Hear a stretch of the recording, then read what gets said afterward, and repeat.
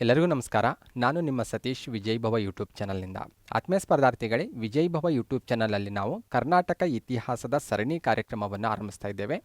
ಈ ಸರಣಿ ಕಾರ್ಯಕ್ರಮದ ಮೊದಲ ಭಾಗವಾಗಿ ಇವತ್ತಿನ ಈ ಕ್ಲಾಸಲ್ಲಿ ನಾವು ಕರ್ನಾಟಕ ಅನ್ನುವಂಥ ಹೆಸರಿನ ಪ್ರಾಚೀನತೆ ಮತ್ತು ಇದರ ಉಗಮಕ್ಕೆ ರಿಲೇಟೆಡ್ ಆಗಿ ಕೆಲವೊಂದು ಬೇಸಿಕ್ ಇನ್ಫಾರ್ಮೇಷನನ್ನು ಕ್ಲಿಯರ್ ಮಾಡ್ಕೊಳ್ಳೋಣ. ಅದಕ್ಕೂ ಮುಂಚೆ ನಮ್ಮ ಚಾನಲ್ಗೆ ಯಾರು ಇನ್ನೂ ಸಬ್ಸ್ಕ್ರೈಬ್ ಆಗಿಲ್ವೋ ಅವರು ಸಬ್ಸ್ಕ್ರೈಬ್ ಆಗಿ ಹಾಗೂ ಸದಾ ನಮ್ಮ ಜೊತೆ ನೋಟಿಫೈಡ್ ಆಗಿರಿ. ಕರ್ನಾಟಕ ಇತಿಹಾಸಕ್ಕೆ ರಿಲೇಟೆಡ್ ಆಗಿ ಇವತ್ತಿನ ಫಸ್ಟ್ ಕ್ಲಾಸಲ್ಲಿ ನಾವು ಚರ್ಚೆ ಮಾಡ್ತಾ ಇರುವಂಥ ವಿಚಾರ ಆಲ್ರೆಡಿ ನಿಮಗೆ ಗೊತ್ತಿರುವ ಹಾಗೆ ಕರ್ನಾಟಕ ಅನ್ನುವಂಥ ಹೆಸರಿನ ಪ್ರಾಚೀನತೆ ಮತ್ತು ಈ ಪದದ ಅರ್ಥ ಆಗಿರ್ಬೋದು ಮತ್ತು ಯಾವ ರೀತಿ ಉಗಮ ಆಗಿದೆ ಅನ್ನೋಕ್ಕೆ ರಿಲೇಟೆಡ್ ಆಗಿ ಕೆಲವೊಂದು ಇನ್ಫಾರ್ಮೇಷನ್ ಇಲ್ಲಿ ಕ್ಲಿಯರ್ ಮಾಡ್ತಾ ಹೋಗೋಣ. ಮೊದಲನೇದಾಗಿ ಕರ್ನಾಟಕದ ಹೆಸರಿನ ಪ್ರಾಚೀನತೆ ಬಗ್ಗೆ ಡೀಟೇಲ್ ಆಗಿ ನೋಡ್ತಾ ಹೋಗೋಣ. ಮೊದಲನೇದಾಗಿ ನಾವು ಚರ್ಚೆ ಮಾಡಬೇಕಾಗಿರೋದು ಕರ್ನಾಟಕ ಅನ್ನುವಂತಹ ಪದ ಮೊಟ್ಟ ಮೊದಲ ಬಾರಿಗೆ ಒಂದು ಭೂ ಪ್ರದೇಶದ ಹೆಸರಾಗಿ ಬಳಕೆ ಆಗಿದ್ದು ಎಲ್ಲಿ ಅನ್ನೋದು ನಮಗೆ ಗೊತ್ತಿರಬೇಕು. ಭಾರತದ ಮಹಾಕಾವ್ಯಗಳಲ್ಲಿ ಗುರುತಿಸಲಾಗುವಂತಹ ಮಹಾಭಾರತದಲ್ಲಿ ಮೊಟ್ಟ ಮೊದಲ ಬಾರಿಗೆ ಕರ್ನಾಟಕ ಅನ್ನುವಂತಹ ಪದ ಒಂದು ಭೂ ಪ್ರದೇಶದ ಹೆಸರಾಗಿ ಬಳಕೆ ಆಗಿರೋದು ಕಂಡುಬರುತ್ತೆ. ಅದರಲ್ಲೂ ಸ್ಪೆಷಲಿ ಭೀಷ್ಮ ಪರ್ವ ಮತ್ತು ಸಭಾ ಪರ್ವದಲ್ಲಿ ಕರ್ನಾಟಕ ಅನ್ನುವಂತಹ ಪದ ಬಳಕೆ ಆಗಿರೋದು ಕಂಡುಬರುತ್ತೆ. ಇಲ್ಲಿ ಕರ್ನಾಟಕ ಅನ್ನುವಂತಹ ಪದ ಒಂದು ಭೂ ಪ್ರದೇಶದ ಹೆಸರಾಗಿ ಬಳಕೆ ಆಗಿರೋದು ವಿಶೇಷವಾಗಿದೆ. ಆದರೆ ಇಲ್ಲೂ ಕೂಡ ಕೆಲವೊಂದು ನಾವು ಬೇರೆ ಬೇರೆ ಅಭಿಪ್ರಾಯಗಳನ್ನು ನಾವು ಕಾಣ್ಬೋದಾಗಿದೆ. ಕೆಲ ಇತಿಹಾಸಕಾರರು ಅಥವಾ ವಿದ್ವಾಂಸರು ಅಭಿಪ್ರಾಯ ಪಡುವಂತೆ ಮಹಾಭಾರತದ ಕುಂಭಕೋಣಂ ಆವೃತ್ತಿಯಲ್ಲಿ ಮಾತ್ರ ಕರ್ನಾಟಕ ಅನ್ನುವಂತಹ ಪದ ಬಳಕೆಯಾಗಿದೆ ಅಂತ ಅವರ ವಾದ ಆಗಿದೆ ಮತ್ತು ಅವರ ಅಭಿಪ್ರಾಯವಾಗಿದೆ. ಅದಕ್ಕೆ ಅವರು ತಮ್ಮದೇ ಆದಂಥ ಕೆಲವೊಂದು ಆಧಾರಗಳನ್ನು ಸಹ ನೀಡಿರೋದನ್ನು ನಾವು ಕಾಣ್ತೇವೆ. ಇನ್ನು ಕೆಲವರು ಅಭಿಪ್ರಾಯ ಪಡುವಂತೆ ಪುಣೆ ಆವೃತ್ತಿಯಲ್ಲಿ ಕರ್ನಾಟಕ ಅನ್ನುವಂತಹ ಪದ ಬಳಕೆ ಆಗಿಲ್ಲ. ಈ ಪದಕ್ಕೆ ಪರ್ಯಾಯವಾಗಿ ಕುಂತಳ ಅಥವಾ ಉನ್ನತ್ಯಕ ಅನ್ನುವಂತಹ ಪದ ಬಳಕೆಯಾಗಿದೆ ಅನ್ನುವಂತಹ ವಿಚಾರ ಕೂಡ ವ್ಯಕ್ತಪಡಿಸಿರೋದನ್ನು ನಾವು ಕಾಣ್ತೇವೆ. ಇಲ್ಲಿ ಒಂದು ವರ್ಡ್ ಹೊಸದಾಗಿ ಕಂಡು ಬರ್ತಾ ಇದೆ ನಿಮಗೆ, ಉನ್ನತ್ಯಕ ಅಂತ. ಉನ್ನತ್ಯಕ ಅಂದರೆ ಇದು ಉನ್ನತವಾದಂತಹ ಪ್ರದೇಶ ಅಥವಾ ಎತ್ತರವಾದಂತಹ ಪ್ರದೇಶ ಅನ್ನುವಂಥ ಒಂದು ಅರ್ಥವನ್ನು ನೀಡುತ್ತೆ. ಈ ರೀತಿ ಕಾಮನ್ ಎಕ್ಸಾಮಲ್ಲಿ ಈ ಪಾಯಿಂಟ್ಸ್ ಮೇಲೆ ಕ್ವಶನ್ ಬರುವಂಥ ಪಾಸಿಬಿಲಿಟಿ ಕಡಿಮೆ ಇರುತ್ತೆ. ಕಾಮನ್ ಎಕ್ಸಾಮಲ್ಲಿ ಬಹುತೇಕ ಈ ಸ್ಲೈಡ್ ಮೇಲೆ ಇರುವಂಥ ಪಾಯಿಂಟ್ಸ್ ಮೇಲೆ ಹೆಚ್ಚು ಫೋಕಸ್ ಮಾಡುವಂಥ ಪಾಸಿಬಿಲಿಟಿ ಇರುತ್ತೆ. ಅಂದರೆ ಕರ್ನಾಟಕ ಅನ್ನುವಂತಹ ಪದ ಮೊಟ್ಟ ಮೊದಲ ಬಾರಿಗೆ ಯಾವ ಮಹಾಕಾವ್ಯ ಅಥವಾ ಯಾವುದರಲ್ಲಿ ಒಂದು ಪ್ರದೇಶ ಸೂಚಕವಾಗಿ ಅಥವಾ ಒಂದು ನಿರ್ದಿಷ್ಟ ಭೂ ಪ್ರದೇಶದ ಸೂಚಕವಾಗಿ ಬಳಕೆಯಾಗಿದೆ ಅಂತ ಕೇಳ್ಬೋದು. ಅದಕ್ಕೆ ನೀವು ಮಹಾಭಾರತ ಅಂತ ಆನ್ಸರ್ ಮಾಡ್ಬೋದು ಸಿಂಪಲ್ ಆಗಿ. ಮತ್ತು ಯಾವ ಪರ್ವದಲ್ಲಿ ಇದು ಬಳಕೆಯಾಗಿದೆ ಅಂತ ಕೇಳ್ಬೋದು.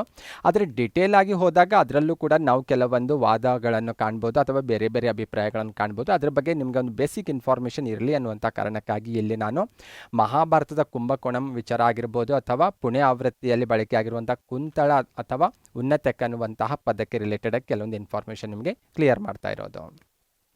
ಓಕೆ, ಇನ್ನು ನಾವು ಇತಿಹಾಸವನ್ನು ಅನಾಲಿಸಿಸ್ ಮಾಡಿ ನೋಡಿದಾಗ ಕರ್ನಾಟಕಕ್ಕೆ ಕುಂತಳ ಅನ್ನುವಂಥ ಹೆಸರು ಬಳಕೆ ಆಗಿರೋದು ಸಹ ಕಂಡುಬರುತ್ತೆ.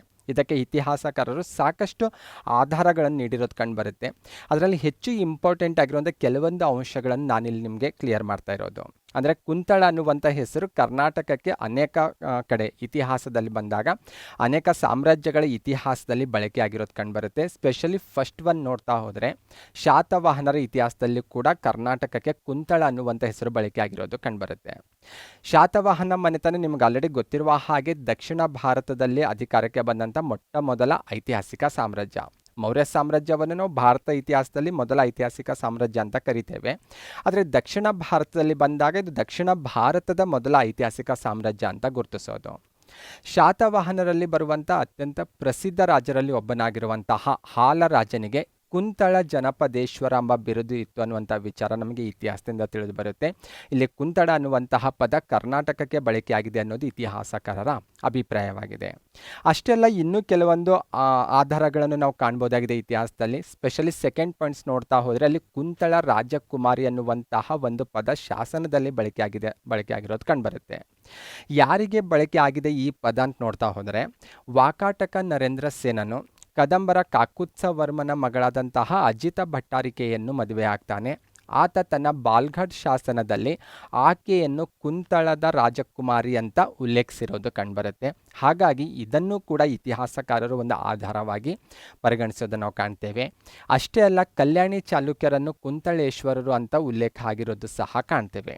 ಈ ರೀತಿ ಸಾಕಷ್ಟು ಆಧಾರಗಳು ಅಂಶಗಳು ಇತಿಹಾಸದಲ್ಲಿ ನಮಗೆ ಸಿಗ್ತವೆ. ಹಾಗಾಗಿ ಕುಂತಳ ಅನ್ನುವಂತಹ ಪದ ಕರ್ನಾಟಕಕ್ಕೆ ಸಾಕಷ್ಟು ವರ್ಷಗಳ ಹಿಂದೆಯಿಂದ ಕರೆಯಲಾಗ್ತಾ ಇತ್ತು ಅನ್ನುವಂಥ ವಿಚಾರವು ಕೂಡ ಹೆಚ್ಚು ಒಪ್ಪಿತವಾದಂತು ಮತ್ತು ಹೆಚ್ಚು ಸಮ್ಮತಿ ಇರುವಂತಹ ಒಂದು ವಾದ ಆಗಿದೆ ಅನ್ನುವಂಥ ವಿಚಾರ ನಾವಿಲ್ಲಿ ಗಮನಿಸಬೇಕಾಗುತ್ತೆ. ನೆಕ್ಸ್ಟ್ ಒನ್, ಭಾರತದ ಮಹಾಕಾವ್ಯಗಳಲ್ಲಿ ಗುರುತಿಸಲಾಗುವಂತಹ ರಾಮಾಯಣದಲ್ಲಿಯೂ ಕೂಡ ಕರ್ನಾಟಕದ ಕೆಲವೊಂದು ಪ್ರದೇಶಗಳ ಬಗ್ಗೆ ಉಲ್ಲೇಖ ಆಗಿರೋದು ಕಂಡುಬರುತ್ತೆ. ಸ್ಪೆಷಲಿ ರಾಮಾಯಣದಲ್ಲಿ ಬಂದಾಗ ಅಯೋಧ್ಯಾಕಾಂಡದಲ್ಲಿ ಕರ್ನಾಟಕದ ಅತ್ಯಂತ ಪ್ರಸಿದ್ಧ ಸ್ಥಳಗಳಾಗಿರುವಂಥ ಮಹಿಷಕ ಆಗಿರ್ಬೋದು, ವೈಜಯಂತಿ ಮತ್ತು ಕಿಷ್ಕಿಂಧ ಪ್ರದೇಶಗಳ ಬಗ್ಗೆ ಉಲ್ಲೇಖ ಆಗಿರೋದು ನಿಮಗೆಲ್ಲ ಗೊತ್ತಿರುವಂಥ ವಿಚಾರ ಆಗಿದೆ. ಇಲ್ಲಿ ಅಯೋಧ್ಯಾಕಾಂಡದಲ್ಲಿ ಬಳಕೆಯಾಗಿರುವಂತಹ ಮಹಿಷಕ, ವೈಜಯಂತಿ, ಕಿಷ್ಕಿಂಧ ಅನ್ನುವಂಥ ಹೆಸರುಗಳು ಇವತ್ತು ನಮಗೆ ಕಂಡುಬರ್ತಾ ಇಲ್ಲ. ಆದರೆ ಇವತ್ತಿನ ಕೆಲವೊಂದು ಐತಿಹಾಸಿಕ ನಗರಗಳ ಮೊದಲಿನ ಹೆಸರುಗಳು ಇವಾಗಿದ್ದವು ಅನ್ನೋದು ಕೂಡ ನಿಮಗೆ ಗೊತ್ತಿರಬೇಕು. ಕಾಂಪಿಟೇಟಿವ್ ಎಕ್ಸಾಮಲ್ಲಿ ಸಾಕಷ್ಟು ಬಾರಿ ಕೇಳ್ತಾರೆ ಕೆಲವೊಂದು ನಗರಗಳ ಹೆಸರು, ಅವುಗಳ ಪ್ರಾಚೀನ ಹೆಸರುಗಳ ಜೊತೆ ಮ್ಯಾಚ್ ಮಾಡಲಿಕ್ಕೆ ಕೊಡ್ಬೋದು ಅಥವಾ ನೇರವಾದ ಪ್ರಶ್ನೆನೇ ಕೇಳ್ಬೋದು. ಸ್ಪೆಷಲಿ ವಾತಾಪಿ ಅನ್ನುವಂಥ ಹೆಸರು ಸಾಕಷ್ಟು ಬಾರಿ ಎಕ್ಸಾಮಲ್ಲಿ ರಿಪೀಟ್ ಆಗಿರೋದನ್ನು ನಾವು ಕಾಣ್ತೇವೆ. ಈವನ್ ಕಿಷ್ಕಿಂಧೆ ಕೂಡ ಸಾಕಷ್ಟು ಬಾರಿ ರಿಪೀಟ್ ಆಗಿರೋದನ್ನು ಕಾಣ್ತೀವಿ. ವೈಜಯಂತಿ ಕೂಡ ಸಾಕಷ್ಟು ಬಾರಿ ಕೇಳಿದ್ದಾರೆ. ಓಕೆ, ಅಯೋಧ್ಯಾಕಾಂಡದ ವಿಚಾರಕ್ಕೆ ಬಂದರೆ ಅಯೋಧ್ಯಾಕಾಂಡದಲ್ಲಿ ಬಳಕೆಯಾಗಿರುವಂತಹ ಮಹಿಷಕ ಅನ್ನುವಂತಹ ಪದ ಇವತ್ತಿನ ಮಹಿಷ ಮಂಡಲ ಅಥವಾ ಮೈಸೂರಿನ ಪ್ರದೇಶವಾಗಿತ್ತು ಅನ್ನುವಂಥ ವಿಚಾರ ನಿಮಗೆ ಗೊತ್ತಿರಬೇಕು. ವೈಜಯಂತಿ ಅನ್ನೋದು ಬನವಾಸಿಯ ಮತ್ತೊಂದು ಹೆಸರು ಅಥವಾ ಪ್ರಾಚೀನ ಹೆಸರು ಅನ್ನೋದು ಇತಿಹಾಸದಿಂದ ತಿಳಿದು ಬರುತ್ತೆ. ಇನ್ನು ಕಿಷ್ಕಿಂಧೆ ವಾಲಿ ಸುಗ್ರೀವರ ರಾಜಧಾನಿಯಾಗಿದ್ದ ಇಂದಿನ ಹಂಪಿ ಮತ್ತು ಅದರ ಸುತ್ತಮುತ್ತಲಿನ ಪ್ರದೇಶಕ್ಕೆ ಕಿಷ್ಕಿಂಧೆ ಅಂತ ಉಲ್ಲೇಖಿಸಿರೋದು ಕಂಡುಬರುತ್ತೆ. ಹಾಗಾಗಿ ಕರ್ನಾಟಕ ಮತ್ತು ಕರ್ನಾಟಕದ ಭೂಪ್ರದೇಶದಲ್ಲಿ ಬರುವಂತಹ ಅನೇಕ ಸ್ಥಳಗಳು ಐತಿಹಾಸಿಕವಾಗಿ ಸಾಕಷ್ಟು ಪ್ರಾಚೀನ ಕಾಲದ ಇತಿಹಾಸವನ್ನು ಹೊಂದಿರೋದು ಕಂಡುಬರುತ್ತೆ. ಅಷ್ಟೇ ಅಲ್ಲ, ರಾಮಾಯಣದಲ್ಲಿ ಉಲ್ಲೇಖವಾಗಿರುವಂಥ ದಂಡಕಾರಣ್ಯ ಪ್ರದೇಶವು ಸಹ ಕರ್ನಾಟಕವೇ ಆಗಿದೆ ಅಂತ ಗುರುತಿಸಲಾಗಿದೆ. ಅದಕ್ಕೆ ರಿಲೇಟೆಡ್ ಸಾಕಷ್ಟು ಸಾಕ್ಷ್ಯಾಧಾರಗಳು ಅಥವಾ ಅನೇಕ ಮಾಹಿತಿಗಳು ಲಭ್ಯವಾಗಿರೋದು ಕಂಡುಬರುತ್ತೆ.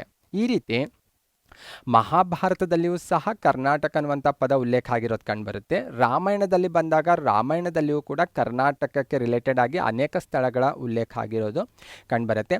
ಅದರ ಜೊತೆಗೆ ನಾವು ಪ್ರೀವಿಯಸ್ ಸ್ಲೈಡಲ್ಲಿ ಚರ್ಚೆ ಮಾಡಿದ ಹಾಗೆ ಕುಂತಳಕ್ಕೆ ರಿಲೇಟೆಡ್ ಆಗಿ ಕೂಡ ನಾವು ಸಾಕಷ್ಟು ಮಾಹಿತಿಯನ್ನು ಇತಿಹಾಸದಲ್ಲಿ ನೋಡ್ಬೋದಾಗಿದೆ. ಹಾಗಾಗಿ ಇವೆಲ್ಲವನ್ನು ನೋಡಿದಾಗ ಕರ್ನಾಟಕ ಸಾಕಷ್ಟು ಪ್ರಾಚೀನವಾದಂಥ ಇತಿಹಾಸವನ್ನು ಹೊಂದಿದೆ ಅಥವಾ ಕರ್ನಾಟಕದ ಇತಿಹಾಸ ಸಾಕಷ್ಟು ಶ್ರೀಮಂತಿಕೆಯನ್ನು ಹೊಂದಿದೆ ಅನ್ನುವಂಥ ವಿಚಾರ ನಮಗೆ ಸ್ಪಷ್ಟ ಆಗ್ತಾ ಇದೆ. ಓಕೆ, ನೆಕ್ಸ್ಟ್ ಒನ್, ನಾವು ಬೌದ್ಧ ಧರ್ಮದ ಇತಿಹಾಸ ಅಥವಾ ಮೌರ್ಯರ ಇತಿಹಾಸಕ್ಕೆ ಬಂದಾಗ ಅಲ್ಲಿಯೂ ಸಹ ಕರ್ನಾಟಕದ ಅನೇಕ ಸ್ಥಳಗಳ ಬಗ್ಗೆ ಉಲ್ಲೇಖ ಆಗಿರೋದು ಕಂಡುಬರುತ್ತೆ. ಸ್ಪೆಷಲಿ ಸ್ಕ್ರೀನ್ ಮೇಲೆ ಒಬ್ಬ ಮಹಾನ್ ವ್ಯಕ್ತಿಯ ಇಮೇಜ್ ಕಾಣಿಸ್ತಾ ಇದೆ, ಸಾಮ್ರಾಟ್ ಅಶೋಕ್, ಮೌರ್ಯರ ಅತ್ಯಂತ ಪ್ರಸಿದ್ಧ ರಾಜ. ಓಕೆ, ಅಶೋಕ ಕಳಿಂಗ ಯುದ್ಧದ ನಂತರ ನಿಮಗೆಲ್ಲ ಗೊತ್ತಿರುವ ಹಾಗೆ ಬೌದ್ಧ ಧರ್ಮವನ್ನು ಸ್ವೀಕಾರ ಮಾಡ್ತಾರೆ. ಬೌದ್ಧ ಧರ್ಮ ಸ್ವೀಕಾರ ಮಾಡಿದ ನಂತರ ಬೌದ್ಧ ಧರ್ಮದ ಪ್ರಚಾರಕ್ಕಾಗಿ ದೇಶದ ನಾನಾ ಸ್ಥಳಗಳಿಗೆ ಬೌದ್ಧ ಭಿಕ್ಷುಗಳನ್ನು ಅವರು ಕಳಿಸ್ತಾರೆ. ಅದರಲ್ಲಿ 2 ಸ್ಥಳಗಳು ಕರ್ನಾಟಕದಾಗಿದ್ದು ಅನ್ನೋದು ಕೂಡ ವಿಶೇಷವಾಗಿ ನಾವು ಗಮನಿಸಬೇಕು. ಸ್ಪೆಷಲಿ ಥೇರಾ ರಕ್ಷಿತ್ ಅಥವಾ ರಕ್ಷಿತ್ ಅಂತ ಕರೆಯಲಾಗುವಂತಹ ಭಿಕ್ಷುವನ್ನು ಬನವಾಸಿಗೆ ಕಳಿಸೋದನ್ನು ನಾವು ಬೌದ್ಧರ ಇತಿಹಾಸದಿಂದಲೂ ಅಥವಾ ಬೌದ್ಧ ಧಾರ್ಮಿಕ ಗ್ರಂಥಗಳಿಂದಲೂ ತಿಳಿದು ಬರುತ್ತೆ ಮತ್ತು ಮೌರ್ಯರ ಇತಿಹಾಸದಲ್ಲೂ ಕೂಡ ನಾವು ಅಭ್ಯಾಸ ಮಾಡ್ತೇವೆ. ಇನ್ನು ಮಹಿಷ ಮಂಡಲ ಅಥವಾ ಇವತ್ತಿನ ಮೈಸೂರು ಏನು ಗುರುತಿಸ್ತೇವಲ್ವ, ಆ ಪ್ರದೇಶಕ್ಕೆ ಮಹಾದೇವನನ್ನು ಅವರು ಬೌದ್ಧ ಧರ್ಮದ ಪ್ರಚಾರಕ್ಕಾಗಿ ಕಳಿಸಿದ್ರು ಅನ್ನುವಂಥ ವಿಚಾರ ಮೌರ್ಯರ ಇತಿಹಾಸ ಆಗಿರ್ಬೋದು ಅಥವಾ ಬೌದ್ಧ ಧಾರ್ಮಿಕ ಗ್ರಂಥಗಳಿಂದಲೂ ಕೂಡ ನಮಗೆ ಲಭ್ಯವಾಗುತ್ತೆ. ಹಾಗಾಗಿ ಕರ್ನಾಟಕದ ಸ್ಪೆಷಲಿ ಮಹಿಷ ಮಂಡಲ, ಬನವಾಸಿ, ಕಿಷ್ಕಿಂಧೆ ಇವೆಲ್ಲವೂ ಕೂಡ ಸಾಕಷ್ಟು ಐತಿಹಾಸಿಕವಾಗಿ ವಿಶೇಷತೆಯನ್ನು ಪಡೆದುಕೊಂಡಿರುವಂತಹ ತಾಣಗಳಾಗಿದ್ದಾವನ್ನು ನಿಮ್ಗೆ ಕ್ಲಿಯರ್ ಆಗಿರಬೇಕು. ಅಷ್ಟೇ ಅಲ್ಲ, ಮೌರ್ಯರ ಇತಿಹಾಸದಲ್ಲಿ ಬಂದಾಗ ಚಂದ್ರಗುಪ್ತ ಮೌರ್ಯ ಶ್ರವಣಬೆಳಗೊಳಕ್ಕೆ ಬಂದಿದ್ದು ಅನ್ನುವಂಥ ವಿಚಾರ ಕೂಡ ನಿಮಗೆ ಗೊತ್ತಿದೆ. ಅದನ್ನು ಮತ್ತೆ ನಾವು ಮೌರ್ಯರ ಇತಿಹಾಸದಲ್ಲಿ ಡೀಟೇಲ್ ಆಗಿ ಅದ್ರ ಬಗ್ಗೆ ಚರ್ಚೆ ಮಾಡ್ತಾ ಹೋಗೋಣ. ಅದರ ಜೊತೆಗೆ ಅಶೋಕನ ಕಾಲದಲ್ಲಿ ಬಂದಾಗ ದಕ್ಷಿಣ ಭಾರತದಲ್ಲಿ ಬಂದಾಗ ದಕ್ಷಿಣ ಪ್ರಾಂತ್ಯದ ರಾಜಧಾನಿಯಾಗಿದ್ದಂಥ ಸುವರ್ಣಗಿರಿ, ಇವತ್ತಿನ ಕನಕಗಿರಿ ಅನ್ನೋದು ಕೂಡ ನಮಗೆಲ್ಲರಿಗೂ ಹೆಮ್ಮೆಯ ವಿಚಾರ ಅಂತ ಹೇಳ್ಬೋದು. ಈ ರೀತಿ ಕರ್ನಾಟಕದಲ್ಲಿ ಸಾಕಷ್ಟು ಸ್ಥಳಗಳು ಅತ್ಯಂತ ಪ್ರಾಚೀನವಾದಂಥ ಇತಿಹಾಸ ಹೊಂದಿದೆ ಅನ್ನುವಂತಹ ವಿಚಾರ ಇತಿಹಾಸದ ಪುಟಗಳನ್ನು ತೆಗೆದು ನೋಡಿದಾಗ ನಮಗೆ ಗೊತ್ತಾಗುತ್ತೆ. ನೆಕ್ಸ್ಟ್ ಒನ್, ನಾವು ಕರ್ನಾಟಕ ಭಾರತದ ಇತಿಹಾಸದ ಜೊತೆಗೆ ನಾವು ವಿದೇಶದಲ್ಲಿರುವಂತಹ ಭೂಗೋಳಶಾಸ್ತ್ರಜ್ಞರು, ಖಗೋಳಶಾಸ್ತ್ರಜ್ಞರು ಕಲ್ಪಿಸಿಕೊಟ್ಟಿರುವಂತಹ ಸಾಕ್ಷ್ಯ ಆಧಾರಗಳನ್ನು ಕೂಡ ನಾವು ಕರ್ನಾಟಕ ಇತಿಹಾಸಕ್ಕೆ ಆಧಾರವಾಗಿ ಬಳಸ್ಕೊಳ್ಬೋದಾಗಿದೆ. ಸ್ಪೆಷಲಿ ಟಾಲೆಮಿ ಬಗ್ಗೆ ಕೇಳಿರ್ತೀರಿ, ಖ್ಯಾತ ಭೂಗೋಳಶಾಸ್ತ್ರಜ್ಞನಾಗಿದ್ದ ಈತ ತನ್ನ ಗೈಡ್ ಟು ಜಿಯೋಗ್ರಫಿ ಅನ್ನುವಂತಹ ಕೃತಿಯಲ್ಲಿ ಕರ್ನಾಟಕದ ಅನೇಕ ಸ್ಥಳಗಳ ಬಗ್ಗೆ ಉಲ್ಲೇಖಿಸಿರೋದು ಕಂಡುಬರುತ್ತೆ. ಕ್ರಿಸ್ತಶಕ 150 ಸುಮಾರಿನಲ್ಲಿ ರಚನೆಯಾದಂಥ ಕೃತಿ ಇದು. ಕರ್ನಾಟಕದಲ್ಲಿ ಅತ್ಯಂತ ಪ್ರಮುಖವಾಗಿ ಬಾದಾಮಿ ಆಗಿರ್ಬೋದು, ಮುದ್ಗಲ್ ಆಗಿರ್ಬೋದು, ಇವತ್ತಿನ ಕಲೇರಿ ಸ್ಥಳಗಳ ಉಲ್ಲೇಖ ಆಗಿರೋದು ಕಂಡುಬರುತ್ತೆ. ಹಾಗಾಗಿ ಈ ಸ್ಥಳಗಳು ಕೂಡ ಸಾಕಷ್ಟು ಪ್ರಾಚೀನವಾದಂಥ ಇತಿಹಾಸವನ್ನು ತಮ್ಮದಾಗಿಸಿಕೊಂಡಿದ್ದಾವೆ ಅನ್ನುವಂಥ ವಿಚಾರ ಇಲ್ಲಿ ಗೊತ್ತಾಗ್ತಾ ಇದೆ. ಅದರ ಜೊತೆಗೆ ಸಾಕಷ್ಟು ಪ್ರಾಚೀನ ಕೃತಿಗಳಲ್ಲಿಯೂ ಕೂಡ ಕರ್ನಾಟಕದ ಬಗ್ಗೆ ಉಲ್ಲೇಖ ಆಗಿರೋದು ಕಂಡುಬರುತ್ತೆ. ಸ್ಪೆಷಲಿ ಮಾರ್ಕಂಡೇಯ ಪುರಾಣ ಆಗಿರ್ಬೋದು, ಭಾಗವತ ಪುರಾಣ ಆಗಿರ್ಬೋದು, ವರಹ ಮಿಹಿರನ ಬೃಹತ್ ಸಂಹಿತೆ ಆಗಿರ್ಬೋದು, ಪಾಣಿನಿಯ ವ್ಯಾಕರಣ ಕೃತಿ ಆಗಿರ್ಬೋದು, ಅಷ್ಟೇ ಅಲ್ಲ ಗುಪ್ತರ ಕಾಲದಲ್ಲಿ ರಚನೆಯಾದಂಥ ಅತ್ಯಂತ ಪ್ರಸಿದ್ಧ ಕೃತಿಯಾಗಿರುವಂಥ ಮೃಚಕಟಿಕದಲ್ಲಿಯೂ ಕೂಡ ಕರ್ನಾಟಕದ ಬಗ್ಗೆಯೂ ಮತ್ತು ಕರ್ನಾಟಕದ ಕೆಲವೊಂದು ಸ್ಥಳಗಳ ಬಗ್ಗೆ ಉಲ್ಲೇಖ ಆಗಿರೋದು ಕಂಡುಬರುತ್ತೆ. ಓಕೆ, ಇದಿಷ್ಟು ವಿಚಾರಗಳು ನಿಮಗೆ ಕ್ಲಿಯರ್ ಆಗಿರಲೇಬೇಕು. ಅದರ ಜೊತೆಗೆ ಶಾಸನಗಳ ವಿಚಾರಕ್ಕೆ ಬಂದರೆ ಕರ್ನಾಟಕದ ಇತಿಹಾಸದ ಮೇಲೆ ಸಾಕಷ್ಟು ಶಾಸನಗಳು ಬೆಳಕು ಚೆಲ್ಲೋದನ್ನು ನಾವು ಕಾಣ್ತೇವೆ. ಆದರೆ ಇಲ್ಲಿ ನಾವು ಹೆಚ್ಚು ಫೋಕಸ್ ಮಾಡಬೇಕಾಗಿರೋದು ಕರ್ನಾಟಕ ಅನ್ನುವಂತಹ ಉಲ್ಲೇಖ ಇರುವಂಥ ಶಾಸನ ಯಾವುದಾದ್ರೂ ಲಭಿಸಿದೆವಾ ಅಂತ ನೋಡ್ತಾ ಹೋದರೆ ಹೆಚ್ಚು ಇಂಪಾರ್ಟೆಂಟ್ ಆಗಿರುವಂಥ ಶಾಸನ ಒಂದು ಗುರುತಿಸ್ತಾ ಇರೋದು ನಾವಿಲ್ಲಿ. ಸ್ಪೆಷಲಿ ಇಲ್ಲಿವರೆಗೂ ಲಭ್ಯವಾಗಿರುವಂತಹ ಶಾಸನಗಳಲ್ಲಿ ಕರ್ನಾಟಕದ ಉಲ್ಲೇಖ ಇರುವಂತಹ ಮೊಟ್ಟ ಮೊದಲ ಶಾಸನ ಅಂದರೆ ಲಭ್ಯವಾಗಿರುವಂಥ ಶಾಸನಗಳಲ್ಲಿ ಕರ್ನಾಟಕ ಹೆಸರು ಉಲ್ಲೇಖವಾಗಿರುವಂಥ ಮೊದಲ ಶಾಸನ ಅಂದರೆ ಅದು ಬೀರೂರು ತಾಮ್ರ ಶಾಸನ. ಕದಂಬರ ವಿಷ್ಣುವರ್ಮನ ಬೀರೂರು ತಾಮ್ರ ಶಾಸನದಲ್ಲಿ ಶಾಂತಿವರ್ಮನನ್ನು ಸಮಗ್ರ ಕರ್ನಾಟಕ ದೇಶ ಭೂವರ್ಗ ಬರ್ತಾರ ಅಂತ ವರ್ಣಿಸಿರೋದು ಕಂಡುಬರುತ್ತೆ. ಆ ರೆಡ್ ಕಲರಲ್ಲಿರುವಂಥ ಟೆಕ್ಸ್ಟ್ ನೋಡಿದ್ರೆ ನಿಮಗೆ ಗೊತ್ತಾಗ್ತಾ ಇದೆ, ಅಲ್ಲಿ ಕರ್ನಾಟ ಅನ್ನುವಂತಹ ಒಂದು ವರ್ಡ್ ಬಳಕೆ ಆಗಿದೆ. ಈ ರೀತಿ ಕರ್ನಾಟ ಅನ್ನುವಂಥ ವರ್ಡ್ ಬಳಕೆಯಾಗಿರುವಂತಹ ಶಾಸನಗಳಲ್ಲಿ ಇಲ್ಲಿವರೆಗೂ ಲಭ್ಯವಾಗಿರುವಂಥ ಶಾಸನಗಳನ್ನು ತೆಗೆದುಕೊಂಡಾಗ ಇದು ಮೊದಲನೇ ಶಾಸನ ಅನ್ನೋದು ನೀವಿಲ್ಲಿ ಗಮನಿಸಬೇಕು.